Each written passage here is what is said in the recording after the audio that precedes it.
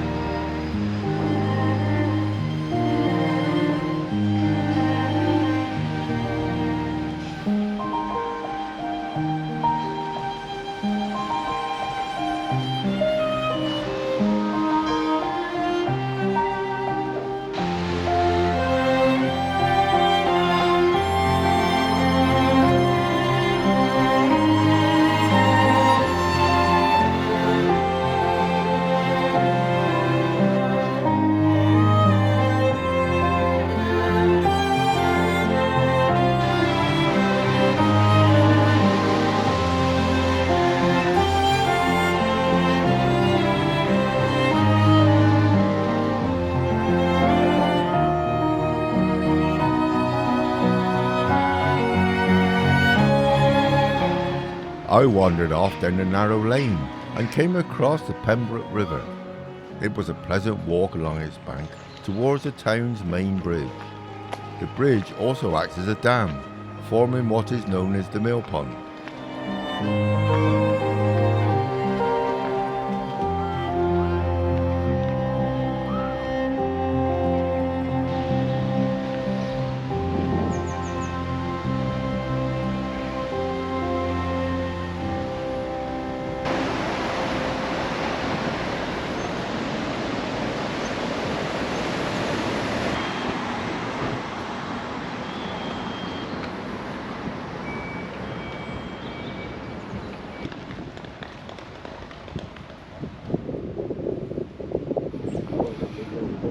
Pembroke has had a port for centuries.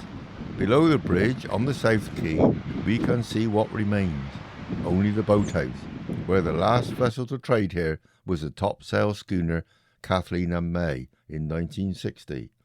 Interestingly, the Kathleen and May is now laid up in Gloucester docks. Before exploring more of the castle, we stopped for lunch at the Waterman's Arms, alongside the Pembroke River, or indeed the mill pond.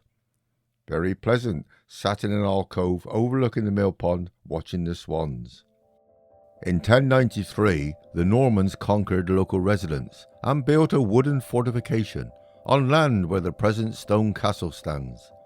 The Normans held firm, and under the command of Gerald de Windsor in their new stone castle, had influence over the whole of South Pembrokeshire. Gerald also married Welsh Princess Helen of Wales. To defend this newly won territory, Henry I established a colony of English and Flemish settlers to displace the native Welsh. That's why Pembroke is known as the Little England beyond Wales. King Henry VII is reputed to have been born in the castle. He spent his early years here, educated by the monks. During the Civil War of 1648, the castle was in the hands of the Royalists. Cromwell himself took charge and for nearly 2 months bombarded the castle. Following this, with the Royalists defeated, the castle fell into decay.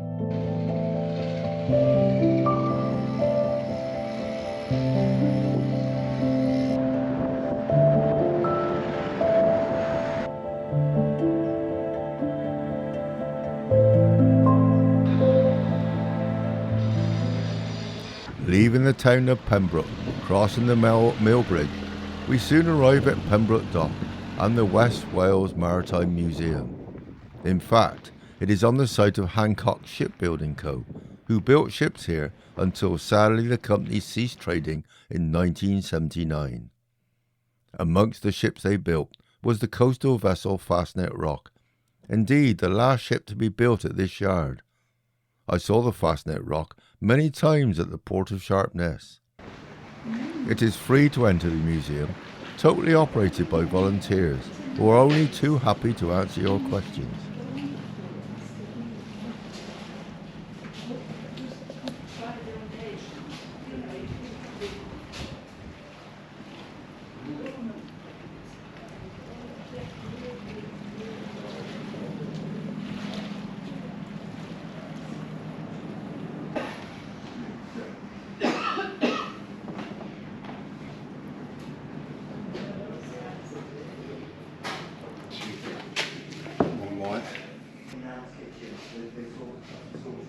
It's got a bit too far. It might, but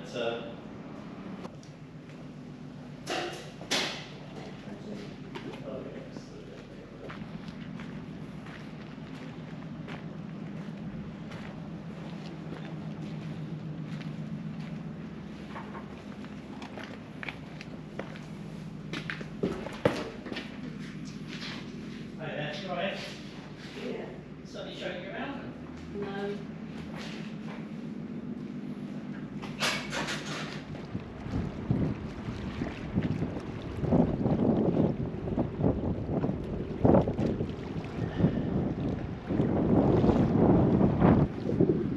Raining.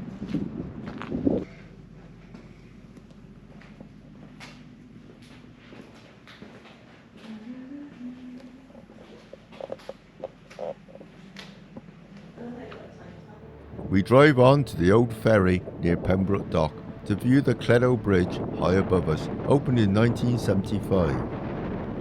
37 metres above, the Cledo Bridge, when during construction in 1970, one of the box girder bridge deck collapsed, killing 4 workers and injuring 5 others. No houses were hit as the bridge fell and landed between a gap in the houses.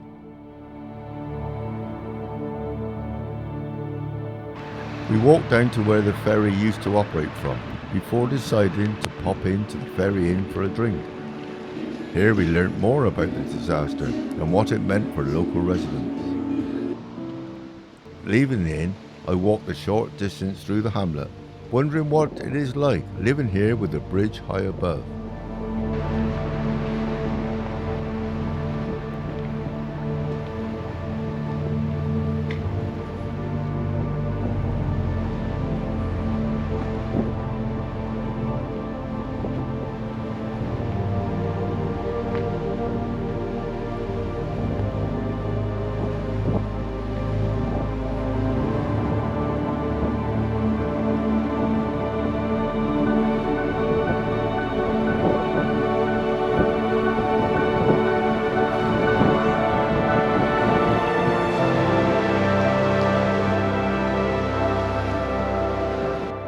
Thank you for watching my film.